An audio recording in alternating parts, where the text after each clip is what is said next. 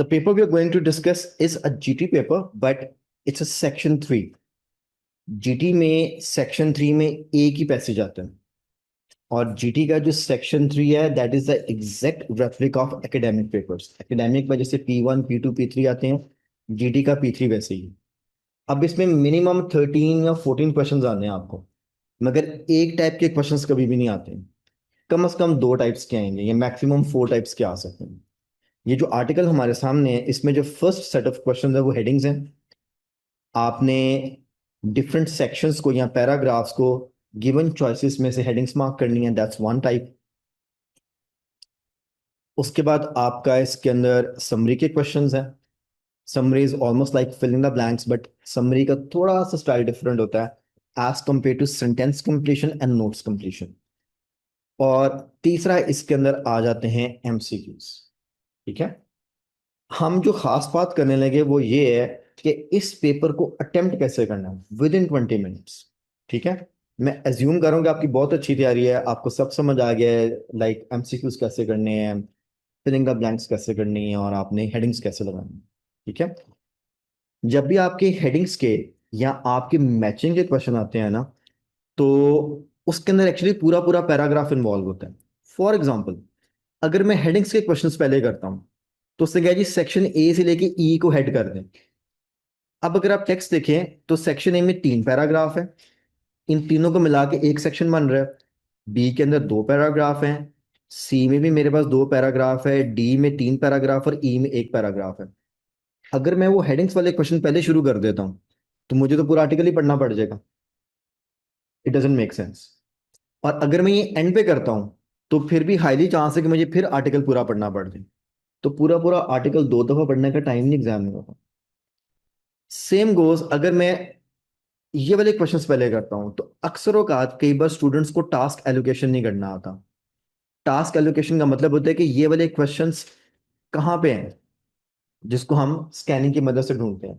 कई बार student scanning में time waste कर देते हैं। ठीक है, अब जो मुझे सिर्फ ढूंढने में टाइम जा रहा है वो अपनी जगह पे गया, और उसके बाद जब मैं इसको सॉल्व करना शुरू करता हूँ और अगर मैं गलत ट्रैक पे चढ़ गया, आंसर्स नहीं मिलेंगे, फिर मुझे मेरा फिर टाइम वेस्ट हो जाएगा। उससे फिर इरिटेशन होना स्टार्ट हो जाती है। And then we have the third set which is MCQs. कभी कभी तो एमसीक्यूज में बड़ा क्लियरली लिखा होता है कि पार्ट ए या टेक्स्ट ए में चले जाएं सो ऑन। अगर एमसीक्यूज में कुछ नहीं लिखा, तो इसमें भी मुझे स्कैन ही करना पड़ेगा पहले कि कहाँ पे हैं। हम कोई ऐसी स्ट्रेटेजी बनाते हैं कि हमारा ये जो स्कैनिंग वाला टाइम है ना, ये जरा माइनस हो जाए बीच में से। हम इस तरतीब में जाएं कि मैं जब भी पढ़ूं कुछ मुझे आंसर ही मिले इसमें से। क्या ख्याल है, स्ट्रेटेजी काम की रहेगी? उसके अंदर हम मल्टी क्वेश्चन स्ट्रेटेजी पे जाएंगे। टाइम सेविंग टेक्निक है। ठीक है, हर पैराग्राफ में मैंने कहीं ना कहीं पे आंसर रखा हुआ है। हेडिंग्स का तो क्लियर है, हर पैराग्राफ में आंसर है हमारा। ठीक है, what we're gonna do is we're gonna at least read couple of statements। सारा नहीं पढ़ना, 1 से 2, और उसकी कीवर्ड्स बना लेंगे। प्लस समरी का आम तौर पे टाइटल गिवन होता है। Title is very much important. Title में उसने एक चीज हाईलाइट की हुई है इन्वर्टेड कोट्स के अंदर, face with tears of Joy. Highly probable है कि ये वाला वर्ड हमें एज इट इज मिल जाए। ठीक है, हमने सिर्फ इसके कीवर्ड बनाने हैं, दैट्स इट, आगे नहीं जाना। इसके बाद हमने क्या करना है, हमने अपने एमसीक्यूज का पहला एमसीक्यू का कीवर्ड बना लेना है, सिर्फ क्वेश्चन स्टेटमेंट का, दैट्स इट। इसमें भी जो वर्ड है वर्ड्स ऑफ द ईयर, ये इन्वर्टेड कोट्स के अंदर है। गुड, 2 काम हो गए। अब तीसरा काम, हमारे पास हेडिंग के क्वेश्चन और उसने क्या है जी, सेक्शन ए को हेड कर दें। हम क्या करेंगे, हम बजाय स्कैनिंग पे टाइम वेस्ट करें, हम सेक्शन ए को पढ़ना शुरू कर देंगे। इसमें 3 पैराग्राफ्स हैं। अगर इसमें मुझे अपना समरी का और एमसीक्यूज का क्वेश्चन नहीं भी मिलता, तो हेडर तो मिलेगा ना। कंफर्म है कि मेरा एक क्वेश्चन सॉल्व हो जाएगा, मेरा टाइम नहीं वेस्ट होगा। ठीक है, अगर मैं पैराग्राफ ए पढ़ लेता हूं, एटलीस्ट मेरा हेडिंग तो सॉल्व होगा कि नहीं होगा? एग्री और डिसएग्री? एग्री। इसका मतलब है कि मेरा टाइम नहीं वेस्ट हो रहा है, मैं कुछ पढ़ूंगा तो एक तो माइनस होने वाला है वहां से। डन हो गया। इसको पढ़ते हुए अब मैंने जो अपने समरी की कीवर्ड्स मार्क किए थे, अगर मुझे उसका कीवर्ड मिल जाता है तो इसका मतलब है कि समरी भी इसके अंदर ही है, फिर तो मेरे ज्यादा क्वेश्चन सॉल्व हो जाएंगे। और मैंने अपने एमसीक्यूज का एक एमसीक्यूज पहले वाला मार्क किया है, क्योंकि हमें पता है सारे क्वेश्चन सीक्वेंस में। अगर मुझे उससे पहले एमसीक्यूज मिल गया तो इसका मतलब है कि बाकी के एमसीक्यूज बी सी और डी में फॉलो कर सकते हैं और समरी फॉलो कर सकती है। स्ट्रेटेजी इज दिस, जो मैं आपको समझाने की कोशिश कर रहा हूँ कि पेपर में कई बार हम ढूंढने में टाइम वेस्ट कर देते हैं, कि पहले तो ढूंढते रहते हैं आंसर कहाँ पे है, जब हमें जगह मिलती है फिर उसको पढ़ते हैं और फिर आंसर निकालते हैं। मैं ये नहीं कह रहा कि समरी भी इसके अंदर हो, एमसीक्यूज भी इसके अंदर हो, मैं कह रहा हूँ कि हम जो पढ़ें एटलीस्ट एक क्वेश्चन सॉल्व होना चाहिए, मल्टी क्वेश्चन स्ट्रेटेजी। तो मैंने तीनों टाइप्स के क्वेश्चंस जो पेपर में है, सबके इनिशियल क्वेश्चंस के कीवर्ड मार्क कर लिए हैं। पैराग्राफ ए पढ़ूंगा, हेडिंग निकाल लेंगे, अगर इसमें समरी मिल गई तो समरी का एक आधा आंसर मिल जाएगा, मे बी पूरी समरी इसके अंदर हो। और तीसरा मेरा हो सकता है एमसीक्यूज भी इसके अंदर, नहीं होगा तो ना से अगले पैराग्राफ पे जाएंगे और हम सेम सेम चलते जाएंगे। मीन्स हम एक ही पैराग्राफ में तीनों क्वेश्चंस को इकट्ठा ढूंढ रहे हैं। मिल गए आंसर, ना मिला तो एटलीस्ट एक तो मिलेगा ना। Do you get my point? ठीक है, आप पूछिए क्या कह रहे हैं। लिस्ट ऑफ हेडिंग्स में और मैचिंग वाले में? जिस सेक्शन में लिस्ट ऑफ हेडिंग्स हो और जिस सेक्शन में मैचिंग आ जाए, मैचिंग पैराग्राफ जिसको हम बोलते हैं, ठीक है, ये वाली ट्रिक यूज करनी है, क्योंकि उसमें हमें कई बार एक ही पैराग्राफ को बार बार पढ़ना पड़ता है। गुड। सो वहां पर मल्टी क्वेश्चन स्ट्रेटेजी हमेशा काम आती है। Pardon sir? ये सर देखिए, ओवरऑल पेपर तो 60 मिनट्स का है, वो तो हम पे डिपेंड कर रहा है कि हमने यहाँ तक पहुंचते हुए कितना टाइम लगा दिया। हम आइडियल सिनेरियो चलते हैं कि हमारे पास 20 मिनट है, हमने 20 मिनट में इसको अगर करना है तो ये 20 मिनट्स की एक स्ट्रेटेजी है। Are you getting my point? Good. So now we gonna just mark the first two like lines of the summary, first line of the MCQ, and we gonna read the paragraph. जब इसको पढ़ेंगे फिर हम देखेंगे इसको क्या answer मिलता है। ठीक है जी, मैं आपको मैक्सिमम 3 से 4 मिनट्स दे रहा हूँ कीवर्ड मार्क करने के लिए और इस सेक्शन को पढ़ने के लिए। कुछ ना निकला तो हेडर तो निकलना चाहिए यहाँ से। ऑलराइट, 3 से 4 मिनट है, 3 से 4 मिनट के बाद आपसे बात करूंगा मैं।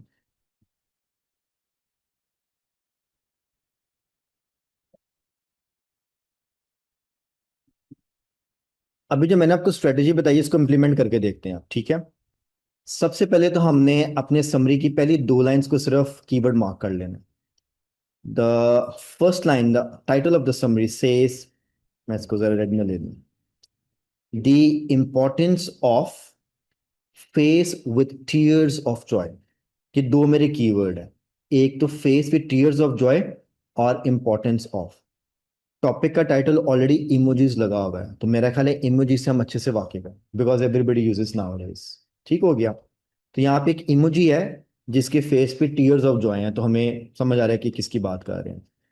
तो पहली लाइन कह रही है जी, it is probable that before long. Probable means के पॉसिबिलिटी, बिफोर लॉन्ग कुछ अरसा पहले की बात है। An emoji such as face with tears of joy, same बात रिपीट होगी, विल सीम डैश। ठीक है, तो यहां पर उसने एग्जांपल ली हुई है और लॉन्ग बिफोर से उसने बात जोड़ दी है, तो इट मीन्स के टीयर्स ऑफ जॉय वाली जो इमोजी है इससे रिलेटेड बात शुरू होगी। जहां पर भी इसका रेफरेंस आएगा we can find a answer, ये हमारी समरी का स्टार्टिंग पॉइंट होगा। जस्ट फॉर द सेक, अगर हमें ये लाइन नहीं मिलती हम दूसरी लाइन को भी अंडरलाइन कर लेते हैं समझने के लिए। आगे लिखे जी, this is of interest. Summary के अंदर सेंटेंसेस कनेक्टेड होते हैं। दिस इज ऑफ इंटरेस्ट का मतलब है कि ये फेस पे टीयर्स ऑफ जॉय की बात ही करे दिस। ठीक है, tells us about developments in dash. ये इंटरेस्टिंग बात है कि इससे हमें डेवलपमेंट पता लग रही किसी चीज में, और डेवलपमेंट के बाद इन का प्रेपोजिशन यूज हुआ हो, इट मींस किसी चीज की डेवलपमेंट की बात है। बस हमने इतना ही अभी मार्क कर लिया, क्योंकि हमें बस समरी का कहीं से स्टार्टअप चाहिए। इसके बाद हमने क्या किया, हमने अपने जो सेकंड टाइप्स ऑफ क्वेश्चन है एमसीक्यूज, उसका सिर्फ पहला वाला एमसीक्यूज का क्वेश्चन पढ़ना है कि ये है कहाँ पे। व्हाट डज द राइटर से, एक कीवर्ड हो गया किसके बारे में, वर्ड्स ऑफ द ईयर। दो कीवर्ड मार्क कर लिए इसके लिए। ठीक है, अब हम आ जाते हैं अपने फर्स्ट पैराग्राफ पे, क्योंकि हमारे जो फर्स्ट सेट ऑफ क्वेश्चंस है वो हेडिंग्स हैं। हम जो मर्जी कर लें, पहला पैराग्राफ पढ़ेंगे तो ये गिवन हेडिंग्स में से एक हेडिंग तो मैच करेगी करेगी इसको। आप चाहें तो सारी हेडिंग्स की कीवर्ड मार्क कर सकते हैं, चाहें तो इसको अभी फिलहाल छोड़ भी दें। अब हम पैराग्राफ पढ़ना शुरू करेंगे। ठीक है। Face with tears of Joy, words of the year, ये दो हमारे कीवर्ड्स हैं उसके समरी के और एमसीक्यूज के। बाकी हम पैराग्राफ पढ़ते हैं।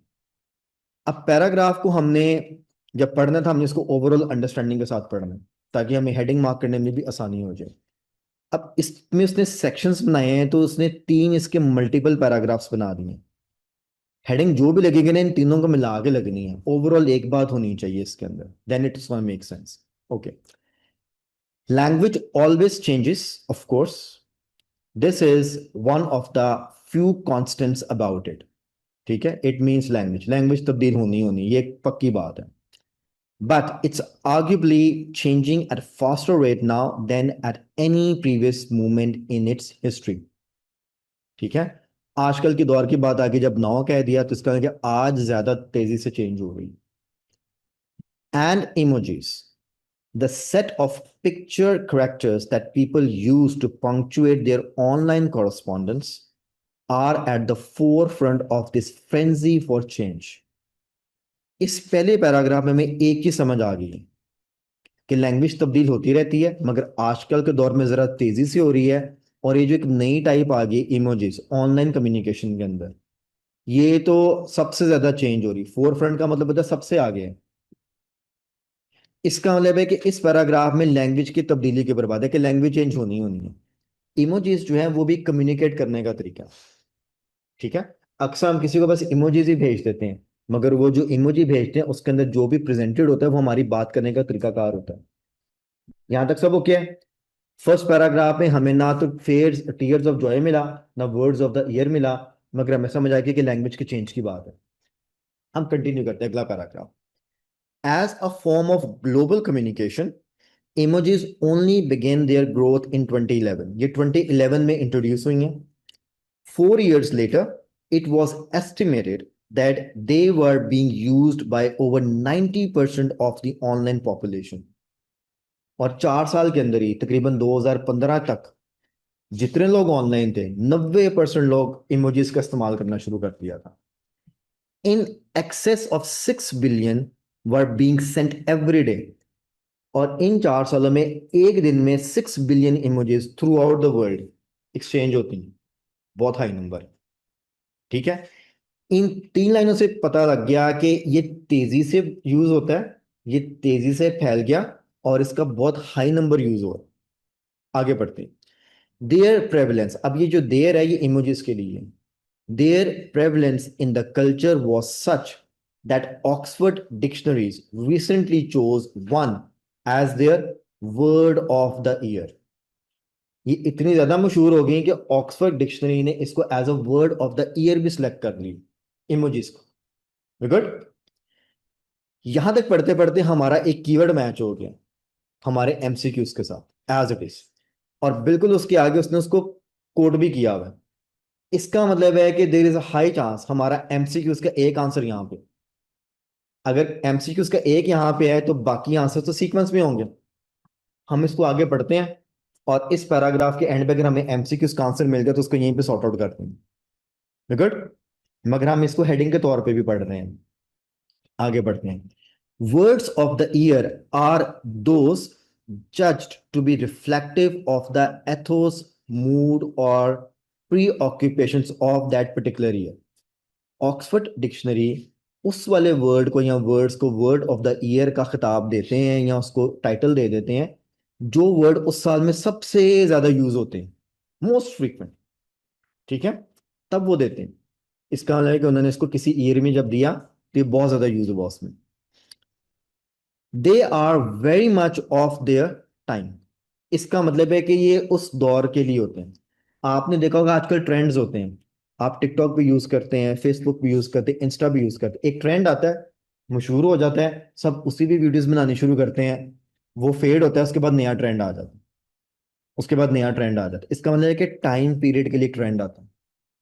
इसी तरह उन्होंने जिस भी इमोजी को एज अ वर्ड यूज किया है वो कुछ अरसे के लिए ही रहेगा, क्योंकि ट्रेंड्स चेंज होते रहते हैं। और हमने पिछले पैराग्राफ में पढ़ा है कि इमेजेस तो सबसे ज्यादा चेंज हो रही हैं। कनेक्ट हो गया बात? ठीक है। इसका मतलब है कि चेंज भी हो रहा है और फैल भी रहा है, दो बातें आ गई हैं। अब आगे लिखा हुआ है एंड ऑफ्टन, ऑफ्टन मीन्स अक्सर, once the time has passed, जब उसका ट्रेंड खत्म हो जाता है, दे फेड, फिर लोग भूल जाते हैं, from the people's consciousness almost as quickly as they rose, जितनी तेजी से वो ऊपर आता है उतनी तेजी से खत्म होता है। बात समझ आ गई? अब हमारे दो पैराग्राफ क्लियर हो गए हैं। दोनों पैराग्राफ में जनरल सेंस एक ही है कि चेंज हो रहा है सारा कुछ, जो भी है वक्ती तौर पे आता है, हाई होता है लो हो जाता है, हाई होता है लो हो जाता है। ठीक है। अब हम यहाँ पे थोड़ी देर के लिए रुकते हैं, क्योंकि हमने यहां तक पढ़ लिया तो हाई प्रोबेबिलिटी हम इसका एमसीक्यू सॉल्व कर सकते हैं। ठीक है। अब ये मल्टी क्वेश्चन स्ट्रेटेजी है। ठीक है। अब हम यहां से जंप करते हैं और सीधा चले जाते हैं अपने एमसीक्यू के ऊपर। लेट्स सी कि अगर हम उसका आंसर निकाल सकते हैं कि नहीं निकाल सकते हैं। क्वेश्चन में लिखा है कि राइटर, राइटर मींस जिसने ये लिखा हुआ आर्टिकल जो हम पढ़ रहे हैं, उसने वर्ड्स ऑफ द ईयर को क्या लिखा होगा। अब आप मुझे बताएं इन चारों में से क्या आंसर हो सकते हैं। ऑप्शन बी आप कह रहे हैं, मेकिंग सेंस। ठीक है, हम बाकी ऑप्शंस भी पढ़ के एलिमिनेट कर लेते हैं। ए में लिखा है they include increasing number of emojis, तो वर्ड्स ऑफ द ईयर के बारे में ये तो नहीं लिखा। हमें पता लगा कि ऑक्सफोर्ड डिक्शनरी किसको वर्ड ऑफ द ईयर बोलती है, जो ज्यादा यूज होता है, और उसके बाद उसकी एक एक्सप्लेनेशन है कि वो फेड हो जाते हैं। तो राइटर ने ये तो नहीं बताया है कि वो ऑक्सफोर्ड ने क्यों डाला, राइटर ने तो बस लिखा वर्ड्स ऑफ द ईयर में इसको ऐड किया गया। तो ये तो इंफॉर्मेशन मैच ही नहीं हो रही है। बी में आपने लिखा they are soon forgotten by the public, ये आखिरी लाइन में भी हमने पढ़ा उस पैराग्राफ की। ठीक है, कि जो वर्ड ऑफ द ईयर होते हैं वक्ती तौर पे होते हैं, उसके बाद खत्म हो जाते हैं, इसको हम होल्ड करते हैं। सी पढ़ते हैं, they are required to have social significance, writer ने कहीं पे नहीं कहा कि ये हमें सोशल इंटरेक्शंस के लिए चाहिए, इस सेंस में बात नहीं हुई है। आउट। इवन दो ये यूज बात करने के लिए है, मगर राइटर ने इसको सिग्निफाई नहीं किया। डी में लिखा है they are invented by the writers of the dictionary, ये तो लिखा ही नहीं हुआ इसके अंदर। अब आप देखिए क्लियरली एलिमिनेट हो गए, हमारा एक क्वेश्चन सॉल्व हो गया। हमने हालांकि इसको ढूंढा नहीं है, ये खुद ब खुद ही मिल गया हमें। ये मल्टी क्वेश्चन स्ट्रेटेजी की स्ट्रेंथ है। हम जो भी पढ़ेंगे आंसर निकल आएगा, जो पढ़ेंगे आंसर निकल आएगा, हमारा टाइम नहीं वेस्ट हो रहा। वन इज डाउन, आंसर इसका बी ही करेक्ट है। ठीक है। हम अब क्या करेंगे, हम सिर्फ अगला स्टेटमेंट पढ़ के आगे चले जाएंगे, हो सकता है 39 का आंसर भी इसी पैराग्राफ में मिल जाए। हम सिर्फ स्टेटमेंट पढ़ लेते हैं। The writer says that the usefulness of images is limited. ठीक है, अब हमने पढ़ लिया, हम चले जाते हैं, अगर मिल गया तो ठीक है, नहीं मिला तो ना सही। अब हम वो पैराग्राफ कंटिन्यू करेंगे। मे बी समरी मिल जाए, अगर नहीं मिलेगी तो हमें हेडिंग तो जरूर मिलेगी। अब हम इसका तीसरा पैराग्राफ पढ़ रहे हैं, कंटिन्यू कर दिया। There is a good chance then that emoji chosen by Oxford dictionaries the face with tears of joy, ले जी हमारा साथ ही समरी का पहला कीवर्ड मैच होगा। समरी में टाइटल भी ये लिखा हुआ है और पहली लाइन के अंदर भी टीयर्स ऑफ जॉय है। हाई प्रोबेबिलिटी के समरी का आंसर भी यहीं से मिल जाए। अब आगे पढ़ते हैं। The Oxford dictionary that face with tears of joy will also appear to be dated in a few years. अब इसको देखिए पिछले पैराग्राफ से रिलेट करें, यहां पर ऑक्सफोर्ड डिक्शनरीज का जिक्र है। ऑक्सफोर्ड ने किसी एक वर्ड को वर्ड ऑफ द ईयर का नाम दिया, और एक्चुअली वो वर्ड जो है ना वो ये है, टीयर्स ऑफ जॉय। ये वाला इमोजी सबसे ज्यादा यूज हुआ किसी साल में, और ऑक्सफोर्ड ने इसको वर्ड ऑफ द ईयर का नाम दे दिया। अब according to the second paragraph, इसका मतलब है कि जो लास्ट लाइन लिखी विल ऑल्सो डिसअपियर, इसका मतलब कि एक वक्त के बाद ये भी लोग भूल जाएंगे, इसका मतलब कहते हैं ये वर्ड ऑफ द ईयर। आगे चलते हैं। But the reasons for this offer a fascinating insight into the way that society is evolving. यहां से हमें पता लग रहा है कि हमारी सोसाइटी कैसे चेंज हो रही है। इवॉल्व का मतलब है चेंज होते जाना। The little yellow circle with dots for eyes acts as a surprisingly good lens through which to view the history of human communication and to predict its future। ये and पे बस उसे summarise किया है कि even though उसमें yellow face बना होता है, दो डॉट्स लगे होते हैं आईज के, तो हम कैसे कम्युनिकेट कर रहे हैं, तो हम कैसे करते थे और कैसे करेंगे, हम इस बेस पे फैसला कर सकते हैं। अब जरा यहाँ पे रुक के पहले हेडिंग ऑफ फाइनल कर लेते हैं हमने, क्योंकि तीनों पैराग्राफ पढ़ लिए। पहले पैराग्राफ में लिखा है लैंग्वेज कांस्टेंट चेंज हो तो इमोजी सबसे ज्यादा चेंज हो रहे हैं। दूसरे पोर्शन में लिखा हुआ है कि इमोजीज बहुत ज्यादा फेमस हो गए और उसमें चेंजेस हैं। और साथ उन्होंने बता दी कि जो मशहूर होता है वो उसके बाद एक टाइम आता खत्म भी हो जाता है। और तीसरे में उन्होंने लिखा है कि कौन सा वर्ड मशहूर हुआ था। और एंड पे सही क्या है कि इसकी बेस पे हम जनरली ये देख सकते हैं कि हमारी सोसाइटी किस तरह चेंज हो रही है और किस तरह कम्युनिकेट करती है। पास्ट क्या था और इसका फ्यूचर क्या है। तो इस पूरे सेक्शन में हमने ये पढ़ा है कि चेंज हो रहा है, पास्ट क्या और फ्यूचर क्या है। एक्चुअली हमारी बात समझ आ रही है। अब जरा हेडिंग्स पे जाके मुझे बताएं कि कोई हेडिंग मैच होती है इसके साथ, क्योंकि एक ना एक तो होनी वाली है इसके साथ।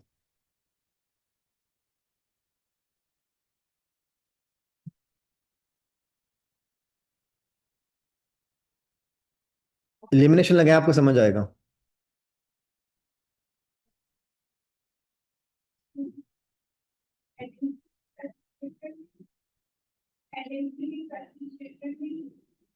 नहीं, आपका क्या मतलब, हेडिंग्स की और पैसेज की और इमोजी से तो लिखा हुआ है। मैं आपकी हेल्प करता हूँ, देखें। जब हम एमसीक्यूज करते हैं तो ये भी एमसीक्यूज टाइप क्वेश्चन है, कभी कभी हमें दो ऑप्शंस में प्रॉब्लम हो जाती है। पहले तो इसमें से देखिए कि कौन कौन सी ऑप्शन हेडिंग लग सकती है, एलिमिनेट तो करें ना। Why emojis have short life, लगता है ये लगेगी। इसको हम होल्ड कर लेते हैं, क्योंकि इमोजीज की शॉर्ट लाइफ की बात की है। नंबर टू में लिखे ways in which new emojis are designed and made available. उन्होंने ये बात नहीं की कि कैसे बनती है और कैसे अवेलेबल होती है।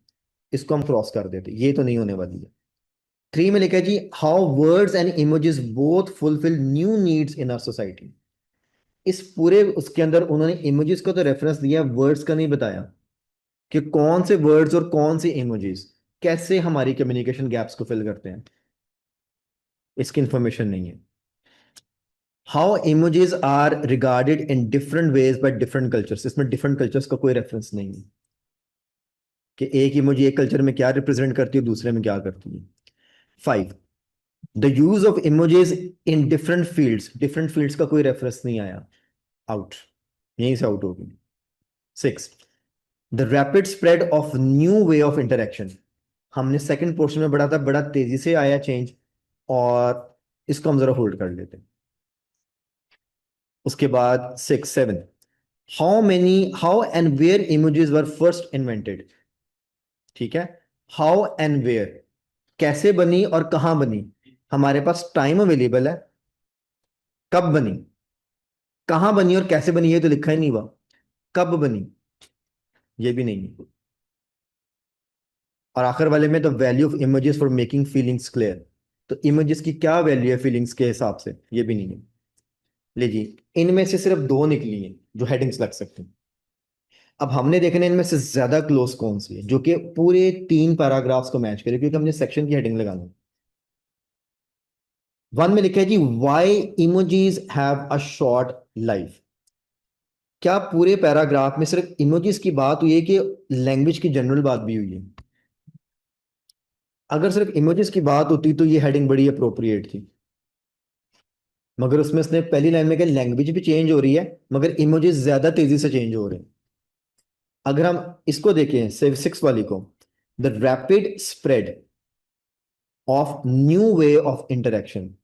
आ न्यू वे तो हो गया इमोजेस, क्योंकि इमोजेस तो 2011 में आई हैं अभी, और ये एकदम स्प्रेड हो गई हैं और ये चेंज भी हो रही हैं। लैंग्वेज तो सदियों से चल रही है, जो भी लैंग्वेज के टर्म्स थी। गुड। इसका मतलब है कि ये वाली हेडिंग जो है ना ज्यादा पैराग्राफ को सूट करी, एक नई टाइप की कम्युनिकेशन आ गई है जो कि तेजी से स्प्रेड भी हो रही है।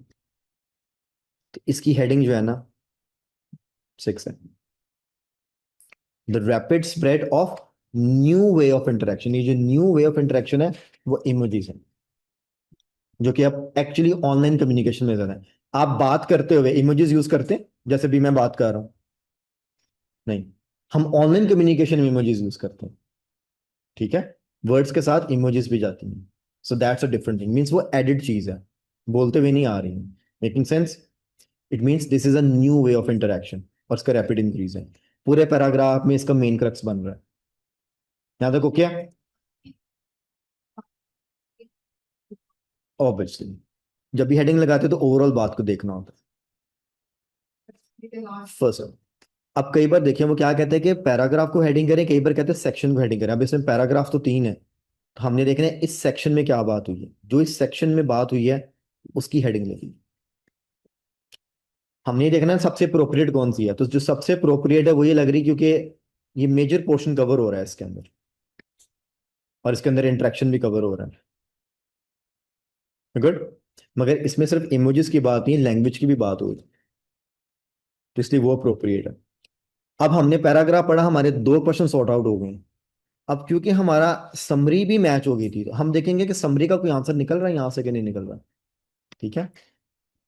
अब अगर आप समरी में जाएं, तो समरी में जो फर्स्ट स्टेटमेंट है उसमें लिखे it is probable that before long, बहुत अरसे पहले की बात है, यहाँ बिफोर लॉन्ग पॉसिबल है, an emoji such as face with tears of joy will seem dash. अब आप मुझे वो आखिरी तीन लाइनें पढ़ के बताएं, आखिरी पैराग्राफ में से, फर्स्ट सेक्शन में से, इसका आंसर क्या होगा? क्या आंसर है इसका? फैसिनेटिंग, डेटेड, डेटेड इसका आंसर। ठीक है। अब इसके हम कीवर्ड्स मैच करते हैं। ठीक है, डेटेड कैसे आ रहा है?